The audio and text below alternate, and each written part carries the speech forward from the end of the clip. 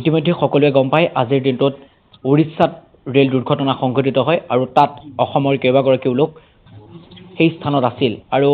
অসম অভিমুখী অহা সেই ৰেলখনৰ যি কাহিনী সকলো কথা আমাৰ লগত এগৰাকী ভুক্তভোগী আছে বাইদেউ মই কল্পজিৎ শইকীয়া ক'লো NKTVৰ পৰা আপোনাক স্বাগতম জনাইছো কিমান সময়ত গোটেই ঘটনাটো সংঘটিত হৈছিল আৰু সেই সময়ত আপোনালোক কোন কোণত আছিল বা কেনেদৰে গোটেই ঘটনাটো সংঘটিত হৈছিল কি ক'ব বাইদেউ হয় নমস্কাৰ মই প্ৰথমতে NKTVক নমস্কাৰ জনাইছো মই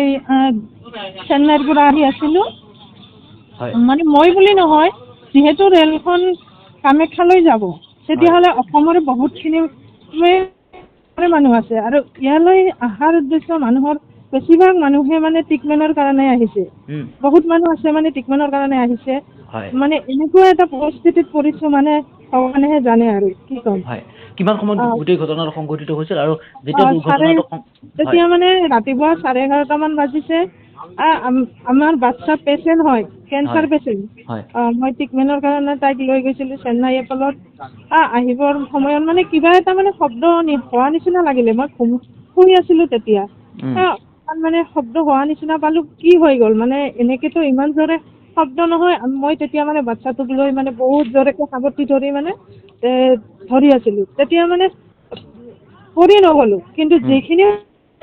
কিছুমান মানে মানুহ আছিল সিহঁতে মানে চবেতো সাৰ পাই নাছিল ন তেতিয়া কিছুমানে মানে বাগৰি পৰিল চিটৰ পৰা পৰিলে আমাৰ আপোনাৰ ঘৰ অসমৰ কোন জেগাত মোৰ ঘৰ বঙাইগাঁও কাকৈজানাত আৰু যে কেইটামান ইয়াতে মানে আমি এটা ডাব্বাতে এতিয়া বৰপেটা হাউলিৰ সিহঁতে 8জন আছে একেটা পৰিয়ালৰে সিহঁতে ঘূৰিবৰ কাৰণে গৈছিল সিহঁতে চিটৰ পৰা পৰিলে কোনো লোক আঘাতপ্ৰাপ্ত হৈছে নেকি অসমৰ কোনো লোক আঘাতপ্ৰাপ্ত হৈছে নেকি বাইদেউ তেতিয়া মানে সিহঁতে মানে আঘাতপ্ৰাপ্ত তেনেকুৱা হোৱা নাই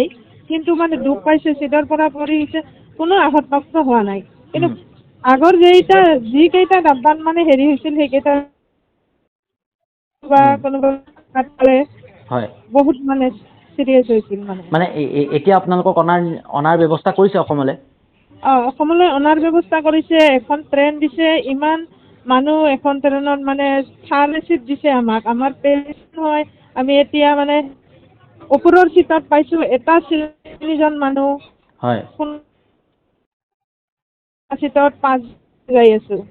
বহুত কষ্ট হৈছে বাচ্চা লৈ ওপৰৰ চিটত বহি আহি আছো পেচেণ্ট হয় আকৌ মানে এনেকুৱা নহয় যে মোৰ ল'ৰা একেলাই পেচেণ্ট হয় বহুত পেচেণ্ট মানে ইমান পেচেণ্ট আপুনি দেখিলে মানে ভাবিব নোৱাৰিব যেনেকা পেচেণ্ট আছে ইয়াত অসমৰ কিমান মান আছিল সেই সময়ছোৱাত অসমৰ বহুত ফেমিলি আছে কাৰণ কিয় ট্ৰেইনখনে অসমলৈ যাব ন গুৱাহাটীত যাব কামাখ্যা তেতিয়াহ'লেতো অসমৰে সেই চাইডৰে মানুহ বহুত কাইলৈ কামাখ্যা কিমান সময় মানত পোৱাহি কথা আছিল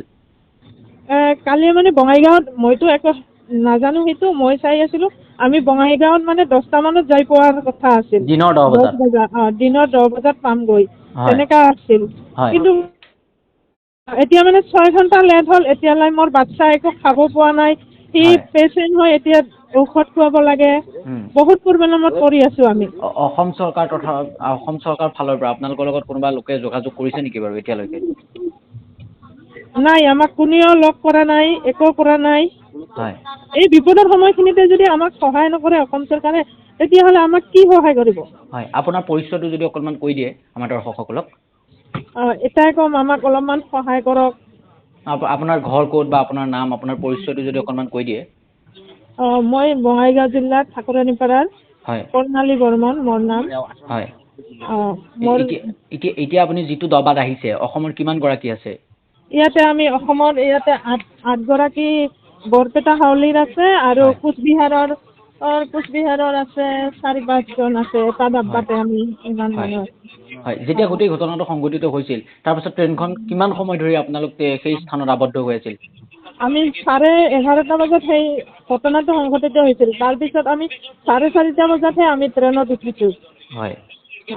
তাৰ পাছতে আপোনালোকক এখন বিশেষ ট্ৰেইনে আপোনালোকক অসমলৈ অনাৰ ব্যৱস্থা কৰিছে হয় ধন্যবাদ জনাইছোঁ বাইদেউ